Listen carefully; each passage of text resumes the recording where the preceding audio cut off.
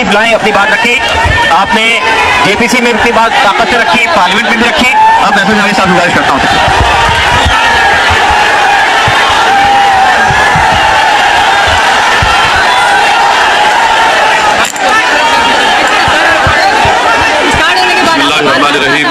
अस्सलाम वालेकुम वरहमतुल्लाहि वबरकातुहू।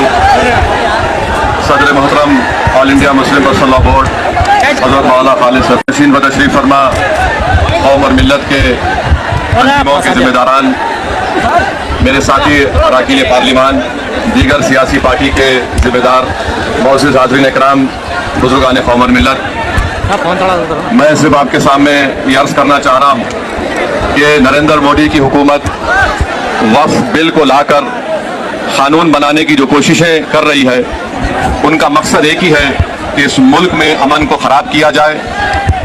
वज़ीर आज़म का मकसद एक ही है कि मस्जिद और मंदिर के नाम पर अवाम हमेशा लड़ते रहे, और उस बिल का मकसद ये नहीं है कि वक्फ की जायदादों को मजबूत किया जाए या उनकी हिफाजत की जाए।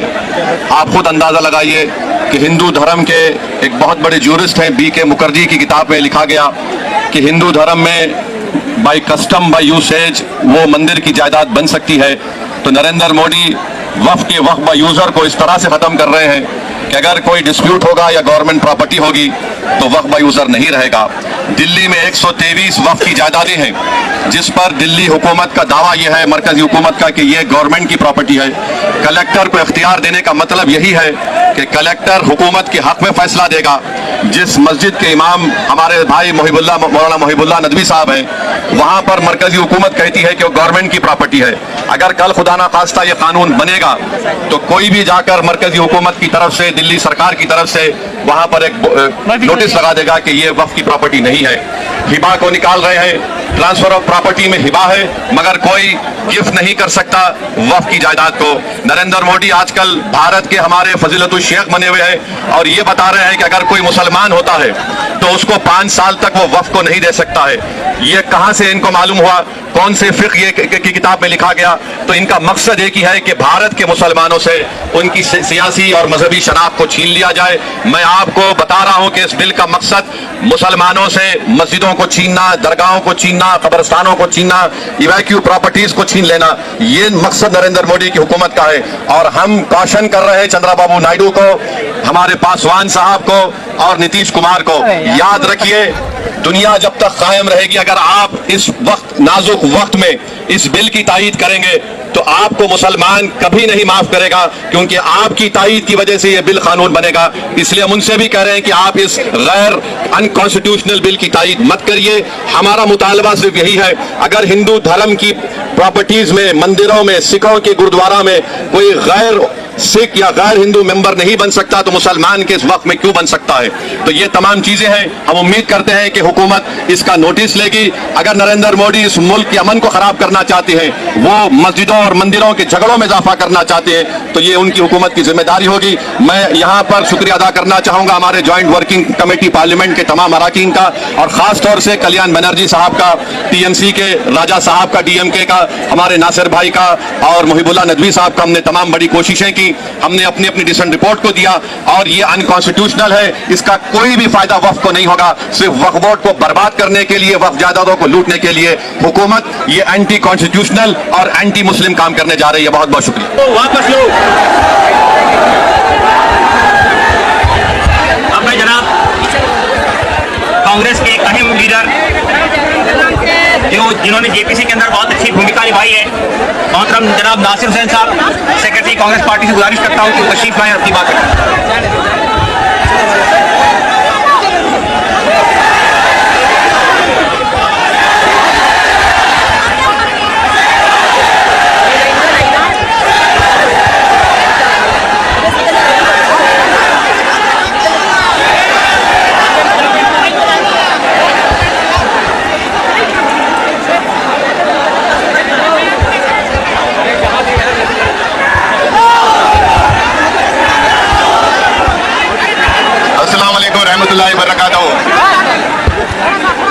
सदर मोहतरम all India Muslim personal law board general secretary all India Muslim personal law board, सारे मेंबरान, मेरे कलीग्स पार्लियामेंट के लोकसभा और राज्यसभा के कलीग्स, बुजुर्गों और दोस्तों, सभी को जो यहाँ पे आए हैं आज जंतर मंतर पर, और जितने मेहमान आए हैं, जितने मीडिया के दोस्त आए हैं, आप सभी को मैं जय भीम पेश करता हूँ, मैं सलाम पेश करता हूँ कि आप इस लड़ाई में शामिल हैं और लड़ रहे हैं अपनी लड़ाई। और जेएनयू की तरफ से, जेएनयू छात्र संघ की तरफ से भी मैं सलाम करता हूँ कि ऐसे वक्त में कि जब जानिए कि पूरी माइनॉरिटीज पे हमला उस तरह से बढ़ा दिया गया है, और उसी के साथ साथ वो तमाम लोगों पर हमला कि जो आज के वक्त में बोल रहे हैं, अपनी बात रख रहे हैं, डिसेंट जो अपना जाहिर कर रहे हैं, उसमें हमारा विश्वविद्यालय भी उसी जगह पे आता है कि हर वक्त में जो तानाशाह है, जो सरकार है, उसके सामने झुकने के लिए तैयार नहीं होता है।